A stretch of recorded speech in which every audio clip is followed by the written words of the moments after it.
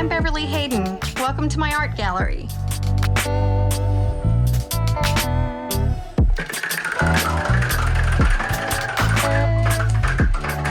You can see all these pieces and many more on my website at beverlyhaydenart.com.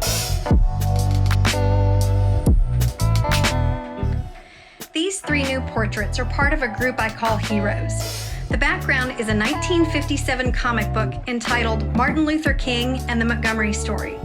As you can see, I've painted portraits on top of the comic of President Obama, Dr. Martin Luther King, and John Lewis. I coordinate the background with each painting. So for example, the early part of Dr. King's story is shown here on the left side of his portrait. There are also fun details for you to hunt and find, like the word protest in Obama's eyebrow.